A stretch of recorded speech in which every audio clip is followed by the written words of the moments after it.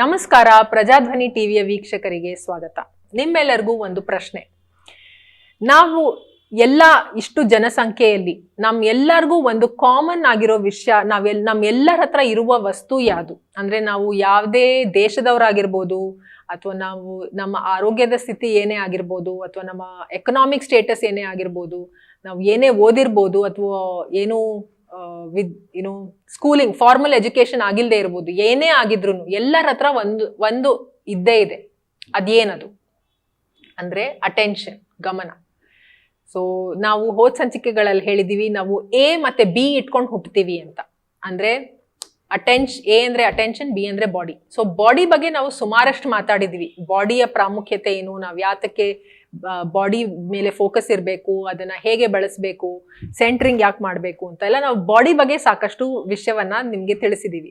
ಇವತ್ತು ಅಟೆನ್ಷನ್ ಬಗ್ಗೆ ಮಾತಾಡೋಣ. ಸೊ ಈ ಅಟೆನ್ಷನ್ ನಮಗ್ ಕೊಟ್ಟಿದ್ದಾರೆ ಅಂದ್ರೆ, ಈ ಅಟೆನ್ಷನ್ ಅಥವಾ ಗಮನವನ್ನ ಇಟ್ಕೊಂಡು ನಾವ್ ಏನ್ ಮಾಡ್ಬೇಕು, ಯಾತಕ್ ಕೊಟ್ಟಿದ್ದಾರೆ ಈ ಗಮನ ನಮ್ಗೆ ಅಂದ್ರೆ, ಒಂದು ಸಣ್ಣ ಮಗುವಿಗೂ ಒಂದು ಅಟೆನ್ಷನ್ ಇರುತ್ತೆ. ಆ ಮಗುವಿಗೆ ನೀವು ಹಿಂಗ್ ಮಾಡಿ, ಸೊ ಅದ್ರ ಗಮನ ಆ ಶಬ್ದದ ಕಡೆ ಹೋಗುತ್ತೆ. ಸೊ ಸಣ್ಣ ಮಗುವಿಗೂ ಆ ಗಮನ ಅನ್ನೋದಿದೆ. ಸೊ ಈ ಅಟೆನ್ಷನ್ ಅಥವಾ ಗಮನವನ್ನ ನಾವು ಯಾವ್ದ್ರ ಮೇಲಾದ್ರೂ ಹರಿಸ್ಬೇಕು. ಇವಾಗ ನೀವು ನನ್ನ ಮಾತನ್ನ ಕೇಳ್ತಾ ಇದ್ದೀರಾ, ನಿಮ್ಮ ಪಕ್ಕದ ಕೋಣೆಯಲ್ಲಿ ಒಂದು ಸೌಂಡ್ ಬಂದಾಗ ನಿಮ್ಮ ಗಮನ ಆ ಕಡೆ ಹರಿಯುತ್ತೆ. ಅಂದ್ರೆ ಏನಾಯ್ತು ಅಂದ್ರೆ, ಅದಕ್ಕೆ ಏನ್ ಹೇಳ್ತಾರೆ ಅಂದ್ರೆ, energy flows where attention goes. ಅಂದ್ರೆ ಎಲ್ಲಿ ನಮ್ಮ ಗಮನ ಹೋಗುತ್ತೋ ನಮ್ಮ ಶಕ್ತಿ ಅಲ್ಲಿ ಆ ಕಡೆ ಹರಿಯುತ್ತೆ ಅಂತ.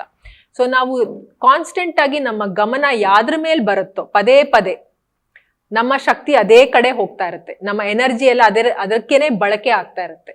ಸೊ ನಾವು ತಪ್ಪು ವಿಷಯದ ಮೇಲೆ ನಮ್ಮ ಗಮನವನ್ನ ಹರಿಸ್ತಾ ಇದ್ರೆ ನಮ್ಮ ಎನರ್ಜಿ ಎಲ್ಲ ಡ್ರೈನ್ ಆಗತ್ತೆ. ಅದಕ್ಕೆ ನಾವು ಯಾವ್ದಾದ್ರು ನೆಗೆಟಿವ್ ವಿಷಯದ ಬಗ್ಗೆನೇ ಯಾವಾಗ್ಲೂ ಅದ್ರ ಮೇಲೆ ಫೋಕಸ್ ಮಾಡಿ ಗಮನ ಮಾಡ್ತಾ ಇದ್ರೆ ನಾವು ತುಂಬಾ ಸುಸ್ತಾಗತ್ತೆ, ಆಯಾಸ ಆಗತ್ತೆ. ಅಂದ್ರೆ ಮೆಂಟಲಿ ತುಂಬಾ ಆಯಾಸ ಆಗತ್ತೆ. ಯಾತಕ್ಕೆ ಅಂದ್ರೆ ಇದೇ ಕಾರಣಕ್ಕೆ. ಯಾಕಂದ್ರೆ ನಮ್ಮ ಗಮನ ಎಲ್ಲಿ ಹೋಗುತ್ತೋ ನಮ್ಮ ಶಕ್ತಿ ಎಲ್ಲ ಅದೇ ಜಾಗಕ್ಕೆ ಹೋಗುತ್ತೆ. ಹಾಗಾದ್ರೆ ನಾವು ನಮ್ಮ ಗಮನವನ್ನ ಯಾವ್ದ್ರ ಮೇಲೆ ಹರಿಸ್ಬೇಕು ಅನ್ನೋ ಮುಂದಿನ ಪ್ರಶ್ನೆ. ನಾವು ಎರಡೇ ಸಾಧ್ಯತೆ ಇದೆ. ನಮಗಿಂತ ಯಾವುದು ಮೋರ್ ಇಂಟ್ರೆಸ್ಟಿಂಗ್ ಇರುತ್ತೆ, ಇನ್ನು ಹೆಚ್ಚು ಆಸಕ್ತಿದಾಯಕವಾದ ಇಂಟ್ರೆಸ್ಟಿಂಗ್ ವಿಷಯ ಇರುತ್ತೆ, ಹೈಯರ್ ನಾಲೆಜ್ ಇರುತ್ತೆ, ಅದ್ರ ಮೇಲೆ ಗಮನ ಹರಿಸೋದು ಒಂದು ಆಪ್ಷನ್, ಸಾಧ್ಯತೆ. ಇಲ್ಲ, ನಾನು ನನ್ನ ಮೇಲೆ ಗಮನ ಹರಿಸ್ಕೋಬಹುದು. ಇದು ಎರಡೇ ಸಾಧ್ಯತೆ ಇರೋದು. ಯಾವುದು ಸ್ವಾಭಾವಿಕವಾದದ್ದು ಅಂದ್ರೆ, ನನಗಿಂತ ಯಾವುದು ಹೆಚ್ಚು ಇಂಟ್ರೆಸ್ಟಿಂಗ್ ಆಗಿರುತ್ತೋ ಅದ್ರ ಮೇಲೆ ಗಮನ ಹರಿಸೋದು ತುಂಬಾ ನ್ಯಾಚುರಲ್ ಮತ್ತೆ ಸ್ವಾಭಾವಿಕ. ಇದು ಬ್ರಹ್ಮಾಂಡದಲ್ಲಿ ಒಂದು ನ್ಯಾಚುರಲ್ ನಿಯಮ, ಒಂದು ಸ್ವಾಭಾವಿಕವಾಗಿ ನಡೆಯುವಂತಹ ಒಂದು ಪ್ರಕ್ರಿಯೆ. ಉದಾಹರಣೆಗೆ, ನಾವು ಒಂದು ತುಂಬಾ ಸೀನಿಕ್ ಜಾಗಕ್ಕೆ ಹೋದಾಗ, ಲೈಕ್ ತುಂಬಾ ಪ್ರಕೃತಿಯಲ್ಲಿ ತುಂಬಾ ಬ್ಯೂಟಿಫುಲ್ ಸೀನ್ ಇದೆ, ಬೆಟ್ಟ ಇದೆ, ಗುಡ್ಡ ಇದೆ, ಹೊಳೆ ಇದೆ, ನದಿ ಇದೆ, ಎಲ್ಲ ಬ್ಯೂಟಿಫುಲ್ ಹೂಗಳಿದೆ, ಬಟರ್ಫ್ಲೈಸ್ ಇದೆ, ಎಲ್ಲಾನು ಇದೆ. ಅಲ್ಲಿ ಅಷ್ಟು ಸುಂದರವಾದ ಜಾಗಕ್ಕೆ ಹೋದಾಗ ಅಲ್ಲಿ ಯಾರೋ ಒಬ್ಬ ಕುಡಿದ್ಬಿಟ್ಟು ಅಲ್ಲಿ ಬಿದ್ದಿದ್ರೆ ನಾವು ಕುಡುಕನ್ನ ನೋಡಲ್ಲ, ನಾವು ಪ್ರಕೃತಿಯನ್ನ ನೋಡ್ತೀವಿ. ಯಾಕಂದ್ರೆ ಇದು ಸ್ವಾಭಾವಿಕವಾಗಿ ನಾವು ಯಾವ್ದು ಜಾಸ್ತಿ ಇಂಟ್ರೆಸ್ಟಿಂಗೋ ಅದ್ರ ಮೇಲೆ ನಮ್ಮ ಗಮನ ಹೋಗೋದು ಸ್ವಾಭಾವಿಕ. ಆದ್ರೆ ನಾವು ಹಂಗ್ ಮಾಡದೇ ಇದ್ದಾಗ ನಮ್ಮಲ್ಲಿ ಏನೋ ಒಂದು ನೆಗೆಟಿವ್ ಫೀಲಿಂಗ್ ಇದೆ ಅಂತ ಅರ್ಥ. ಅಂದ್ರೆ ಏನೋ ಒಂದು ಜೆಲಸಿ, ಮಾತ್ಸರ್ಯನೋ, ಈರ್ಷೆ ಭಾವನೆನೋ ಏನೋ ಇದ್ದಾಗ, ಅದೇನಿದೆ ಬಿಡು, ಅದೇನ್ ಮಹಾ ಅಂತ, ನಾನೇ ಅದಕ್ಕಿಂತ ವಾಸಿ ಅಂತ ಏನೋ ಒಂದು ಭಾವನೆನೋ ಅಥವಾ ಏನೋ ಒಂದು ಕೆಟ್ಟ ನೆಗೆಟಿವ್ ಫೀಲಿಂಗ್ ಬಂದಾಗ ಇದು ನ್ಯಾಚುರಲ್ ಪ್ರಾಸೆಸ್ನ ನಾವು ಮಾಡಕ್ ಹೋಗಲ್ಲ. ಸೊ ಹಾಗಾದ್ರೆ ಇದು ಒಂದು ನ್ಯಾಚುರಲ್ ಸೈಕಲ್. ಯಾವುದು ಅಂದ್ರೆ, ನನಗೆ ಒಂದು ದೇಹ ಮತ್ತೆ ಗಮನ ಇದೆ. ಈ ಗಮನವನ್ನ ನಾನು ಕಂಟಿನ್ಯೂಸ್ ಆಗಿ ನನಗಿಂತ ಯಾವುದು ಮೋರ್ ಇಂಟ್ರೆಸ್ಟಿಂಗ್ ಇದೆಯೋ ಅದರ ಮೇಲೆ ನಾನು ಹರಿಸ್ಬೇಕು. ಹಂಗೆ ಮಾಡಿದಾಗ ಅದರ ಗುಣಲಕ್ಷಣಗಳು ನನಗೆ ಗೊತ್ತಾಗತ್ತೆ, ಅದರ ಕ್ವಾಲಿಟೀಸ್ ನನಗೆ ಗೊತ್ತಾಗತ್ತೆ. ನಾನು ಕಾನ್ಸ್ಟೆಂಟ್ ಆಗಿ ಪ್ರಕೃತಿ ಮೇಲೆ ನಮ್ಮ ಗಮನವನ್ನ ಹರಿಸಿದಾಗ ಅದರಲ್ಲಿರೋ ಕ್ವಾಲಿಟೀಸ್ ನನಗೆ ಒಂದೊಂದೇ ಗೊತ್ತಾಗ್ತಾ ಬರುತ್ತೆ. ಸೊ ಅದನ್ನ ಗೊತ್ತಾದಾಗ ನಾನು ಅದನ್ನ ಗೊತ್ತಾದ್ಮೇಲೆ ಸುಮ್ನೆ ಹೌದು ಹೌದು ಅಂತ ಸುಮ್ನೆ ಇರೋದಲ್ಲ, ಅದನ್ನ ನಮ್ಮ ಬಾಯಿಂದ ಪುನರಾವರ್ತಿಸ್ಬೇಕು. ಅಂದ್ರೆ ಬಾಯಿಂದ ಅದನ್ನ ಹೇಳ್ಬೇಕು, ಬರೀ ಮನಸ್ಸಿನಲ್ಲಿ ಅನ್ಕೊಳ್ಳೋದಲ್ಲ. ಇದು ಎಷ್ಟು ಸುಂದರವಾಗಿದೆ ಅಂತ ಬರೀ ನನ್ನ ಮನಸ್ಸಿನಲ್ಲಿ ಅನ್ಕೊಳ್ದೆ ನನ್ನ ಬಾಯಿಂದ ಅದು ಆಚೆ ಬರಬೇಕು. ಇದು ಒಂದು ನ್ಯಾಚುರಲ್ ಸೈಕಲ್. ಇದು ಏನು ಅಂತ ನಾವು ಇನ್ನು ಮಂತ್ರ ಮತ್ತೆ ಸ್ತುತಿ ಅದ್ರ ಬಗ್ಗೆ ಎಲ್ಲ ಮಾತಾಡ್ತೀವಿ, ಪ್ರಶಂಸೆ. ಸೊ ಆವಾಗ ಅದ್ರ ಬಗ್ಗೆ ಇನ್ನೂ ಹೆಚ್ಚು ಮಾತಾಡ್ತೀನಿ. ಸೊ ಅದಕ್ಕೆ ಇದು ಸ್ಟಾರ್ಟಿಂಗ್ ಸ್ಟೇಜ್. ನಾವು ನೇಚರ್ ಕನೆಕ್ಟ್ ಬಗ್ಗೆ ಮಾತಾಡಿದಾಗ್ಲೂ ಹೇಳಿದೆ, ನಾವು ಫಸ್ಟ್ ಪ್ರಕೃತಿ ಮೇಲೆ ನಮ್ಮ ಗಮನವನ್ನ ಹರಿಸ್ಬೇಕು ಅಂತ. ಸೊ ಇದನ್ನ ಹೇಗೆ ಹರಿಸ್ಬೇಕು ಅಂದ್ರೆ ಕಂಟಿನ್ಯೂಸ್ ಆಗಿ ಹರಿಸ್ಬೇಕು. ಸೊ ಈ ಗಮನವನ್ನ ನಾವು ಕಂಟಿನ್ಯೂಸ್ ಆಗಿ ಹರಿಸಿದಾಗ ಅದರ ಕ್ವಾಲಿಟೀಸ್ ಗೊತ್ತಾಗತ್ತೆ. ಆ ಕ್ವಾಲಿಟೀಸ್ನ ನಮ್ಮ ಬಾಯಿಂದ ಅದನ್ನ ರಿಪೀಟ್ ಮಾಡಬೇಕು, ಮಾತನಾಡಬೇಕು. ಅಕಸ್ಮಾತ್ ನಾನು ಹಂಗೆ ಮಾಡದಿದ್ರೆ, ನಾನು ನನ್ಗಿಂತ ಯಾವುದು ಮೋರ್ ಇಂಟ್ರೆಸ್ಟಿಂಗು ಅಥವಾ ಇನ್ನು ಹೈಯರ್ ಬೀಯಿಂಗ್ಸ್ ಮೇಲೆ ನನ್ನ ಗಮನವನ್ನ ಹರಿಸದೇ ಇದ್ರೆ ಏನಾಗುತ್ತೆ ಅಂದ್ರೆ, ನಾನು ಬೇರೆ ಯಾವುದು ನಾನ್ ಇಂಟ್ರೆಸ್ಟಿಂಗ್ ಬೀಯಿಂಗ್ಸ್ ವಿಷಯಗಳಿದೆ ಅದ್ರ ಮೇಲೆ ಗಮನ ಹರಿಸಕ್ ಸ್ಟಾರ್ಟ್ ಮಾಡ್ತೀನಿ. ಯಾತಕ್ ಹಂಗ್ ಮಾಡ್ತೀನಿ ಅಂದ್ರೆ, ನನ್ನ ಅಹಂಗೆ ಅದೇನೇ ರುಚಿ ಕೊಡುತ್ತೆ. ಯಾಕಂದ್ರೆ ಯಾವ್ದು ನನ್ಗಿಂತ ಹೈಯರ್ ಬೀಯಿಂಗ್ಸ್ ಇರ್ತಾರೆ, ಅಕಸ್ಮಾತ್ ಒಂದು ತುಂಬಾ ಜ್ಞಾನಿಗಳು ಅವರಿದ್ರೆ, ಅವರು ಮೊದಲನೇದು ಹೇಳೋದು ಏನು ಅಂದ್ರೆ ನಮ್ಮ ಅಹಂಗೆ ಪೆಟ್ಟಾಗೋದೇ ಹೇಳೋದು. ಅವರು ನಮ್ಗೆ ಕಿವಿಗೆ ರಂಗಾದ ಮಾತನ್ನ ಆಡಲ್ಲ. ನಿಜವಾದ ಜ್ಞಾನಿಗಳು, ನಾನು ಹೇಳ್ತಾ ಇರೋದು ನಿಜವಾದ ಜ್ಞಾನಿ ಯಾರಾದ್ರೂ ಇದ್ರೆ ಅವರು ನಮ್ಮ ಅಹಂಗೆ ಪೆಟ್ಟಾಗುವಂತ ವಿಷಯವೇ ಫಸ್ಟ್ ಹೇಳೋದು.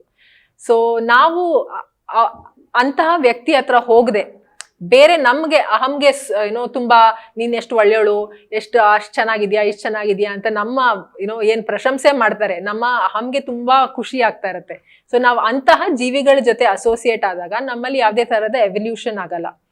ಅದಲ್ಲದೆ ನಾನು ಪದೇ ಪದೇ ನನ್ನ ಮೇಲೆ ಗಮನವನ್ನ ಹರಿಸ್ಕೊಂಡಾಗ ನನ್ನ ಪರಿಸ್ಥಿತಿ ಲೈಕ್ ಏನ್ ಪ್ರಾಬ್ಲಮ್ ಇರುತ್ತೆ ಅದ್ರ ಮೇಲೆ ಗಮನ ಹೋಗ್ತಾ ಇರುತ್ತೆ ಹೊರತು ಅದಕ್ಕೆ ಒಂದು ಸೊಲ್ಯೂಷನ್ ಅಂತ ಬರಲ್ಲ.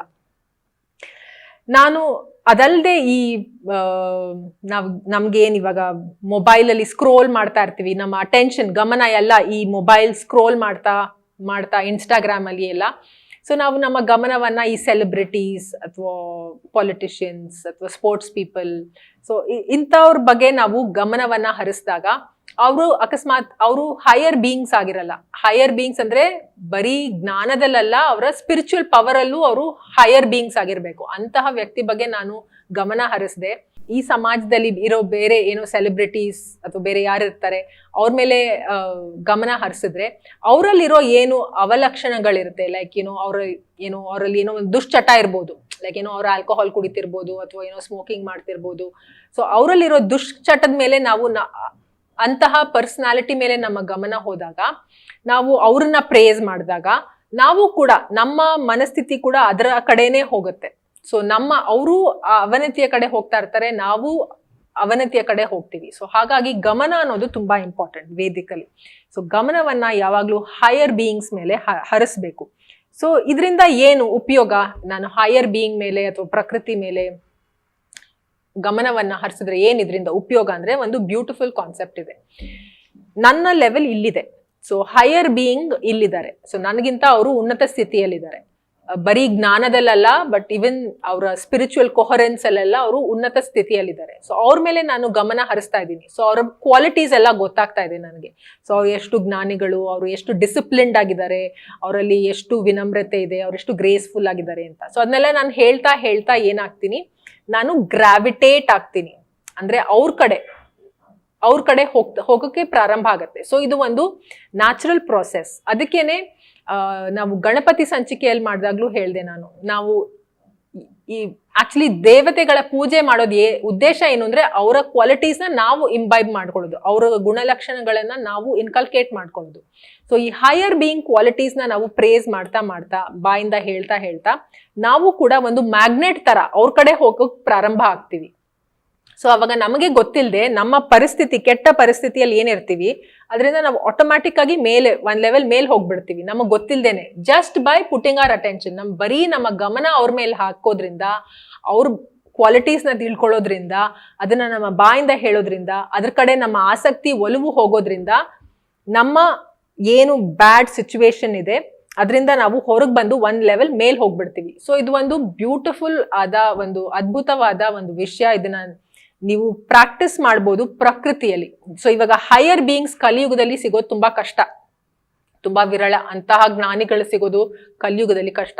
ಸೊ ನಮ್ಗೆ ನ್ಯಾಚುರಲ್ ಆಗಿ ಯಾವ್ದು higher being, immediate higher being ನಮ್ಗೆ ಯಾವುದು ಅಂದ್ರೆ ಪ್ರಕೃತಿ. ಸೊ ನಮ್ಗಿಂತ ಹೈಯರ್ ಬೀಯಿಂಗ್ಸ್ ಪ್ರಕೃತಿ. ಸೊ ಪ್ರಕೃತಿ ಮೇಲೆ ನಮ್ಮ ಗಮನವನ್ನ ಹಾಕಿ ಅದರಲ್ಲಿರೋ ಕ್ವಾಲಿಟೀಸ್ನ ನಮ್ಮ ಬಾಯಿಂದ ಹೇಳಿದ ತಕ್ಷಣ ಇನ್ಸ್ಟೆಂಟ್ ಆಗಿ ನಮ್ಗೆ ಒಂದು ಅಪ್ಲಿಫ್ಟ್ಮೆಂಟ್ ಬರುತ್ತೆ. ಸೊ ಇದನ್ನ ನೀವು ಕೂಡ ಪರೀಕ್ಷೆ ಮಾಡಿ ನಮಗೆ ಕಾಮೆಂಟ್ಸ್ ಮೂಲಕ ತಿಳಿಸಿ, ಇದು ಸತ್ಯನಾ, ನಿಮ್ಮ ಅನುಭವಕ್ಕೆ ಏನ್ ಬಂತು ಅಂತ. ಒಂದು ವೇದಿಕ್ ಉದಾಹರಣೆಗಳನ್ನು ಕೊಡ್ಬೇಕು ಅಂದ್ರೆ ಪಾರ್ವತಿ ತನ್ನ ಎಲ್ಲ ಅಟೆನ್ಷನ್, ಗಮನ ಶಿವನ ಮೇಲೆ ಹಾಕಿದ್ಲು. ಸೊ ಕಾನ್ಸ್ಟೆಂಟ್ ಆಗಿ ಶಿವನ ಮೇಲೆ ಅವಳ ಗಮನ ಇತ್ತು, ಫೋಕಸ್, ಅಟೆನ್ಷನ್. ಹನುಮಂತನ ಫೋಕಸ್, ಅಟೆನ್ಷನ್ ಎಲ್ಲ ಇದ್ದಿದ್ದು ರಾಮನ ಮೇಲೆ. ಅದೇ ತರ ಪಾಂಡವರ ಫೋಕಸ್, ಅಟೆನ್ಷನ್ ಎಲ್ಲ ಇದ್ದಿದ್ದು ಕೃಷ್ಣನ ಮೇಲೆ. ಸೊ ಆ ಕಾಲಘಟ್ಟದಲ್ಲಿ, ನಮ್ಮ ಕಾಲಘಟ್ಟದಲ್ಲಿ ಯಾರು ಹೈಯೆಸ್ಟ್ ಇರ್ತಾರೋ ಅವ್ರ ಮೇಲೆ ನಮ್ಮ ಗಮನವನ್ನ ಹರಿಸ್ಬೇಕು. ಸೊ ಅದೇನೆ ಗಮನದ ನಿಜವಾದ ಒಂದು ರಹಸ್ಯ. ಸೊ ಗಮನದಿಂದ ನಾವು ಹೇಗೆ ಉನ್ನತಿಯ ಕಡೆ ಹೋಗ್ಬೋದು ಅಂತ ಈ ಸಂಚಿಕೆಯಲ್ಲಿ ಕಲ್ತ್ವಿ. ಮತ್ತೆ ಮುಂದಿನ ಸಂಚಿಕೆಯಲ್ಲಿ ಒಂದು ಅದ್ಭುತವಾದ ವಿಷಯದ ಬಗ್ಗೆ ಬರ್ತಾ ಇದ್ದೀನಿ. ಮತ್ತೆ ಮುಂದಿನ ಸಂಚಿಕೆಯಲ್ಲಿ ಸಿಗೋಣ. ಅಲ್ಲಿಯವರೆಗೆ ಪ್ರಜಾಧ್ವನಿ ಟಿವಿಯ ವೀಕ್ಷಕರಿಗೆ ಧನ್ಯವಾದ.